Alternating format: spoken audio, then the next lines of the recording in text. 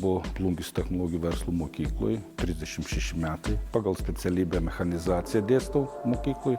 Šitoj laboratorijoje žemės ūkio mašinų jaunuoliai ir jaunuolis susipažįsta su žemės ūkio padargais. Suaugusių ateina, kad jie tobulina, kelia kvalifikaciją. Mokiniai gali išmokti vairuoti TR1, TR2, CZSM kategorijos traktorius.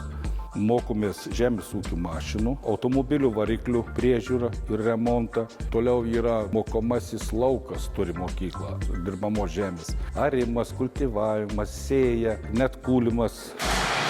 Meistrystė padeda jaunimui geriau įsisavinti specialybę savo, todėl kad didžiąją dalį praktikos atlieka įmonėje arba įstaigoje ir bendradarbiavimas vyksta tarp mokyklos ir darbdavio. Ten jie giliau susipažįsta su profesija.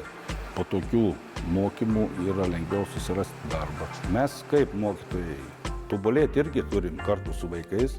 Technologijos eina į priekį, kiekvieną dieną atsikeli, žiūrėk, jau viskas keičiasi. Mokytojas turi užsiėmimų ne tik dieną, bet ir naktį. Reikia iškoti informacijos. Stengiamės tuo metu visą naujausią ir pažangiausią techniką supirkti. Mes vieninteliai Lietuvoje turime įsigiję ekskavatorius, žemės kasimo mašinas, ne tik mokiniai ir suaugę atvyksta mokintis ir įgyti papildomus kompetencijas ir gauti pažymėjimus. Siūlau visiems, kas nori, nesvarbu, jaunas ar augęs, pagal pameistrystės programą bandyti savo laimę. Jeigu sėdit tiksliai ne savo rogėse, norit keisti specialybę, trumpalaikis, tai čia labai patogu pasikeisti. Geras profesijos mokytojas turi būti kūrybiškas, motyvuotas, mokėti rasti bendrą kalbą su mokiniais. Ir mūsų Antanas visas šis savybės turi.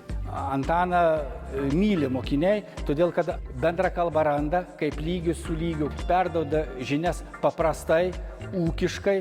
Mokiniai mokytojų pasitikė, yra ne kartą skatintas mokyklos vadovybės, taip pat yra gavęs rajono mero padėką kaip geriausias profesijos mokytojas. Antano mokiniai išvažiavę į tarptautinius konkursus paprastai visada grįžta bent jau su 3. vieta. Nežinau, džiaugsmas, aišku, visada ateina tada, kada yra rezultatas. Mano pameistrys Deividas Valančius, vartoju varžybos tarptautinės, neverčiamų tradicinių plūgų grupiai buvo pripažintas laureatu. Biržuose vyko varžybas ruošk ratus. Be Deivid važiavo dar jo kolega, abu pirmas vietas paėmė. Ir tu pamatai, kad žvaigždutės akyse mokiniui, kad jis išmoko, paglosto širdį toks dalykas. Užsuka, aplanko. Ne vienas pasako, geras buvot mokytojas, rankas į tepalą, liepėt kišt nebijot, sako. Tai dabar valgau duoną, sako.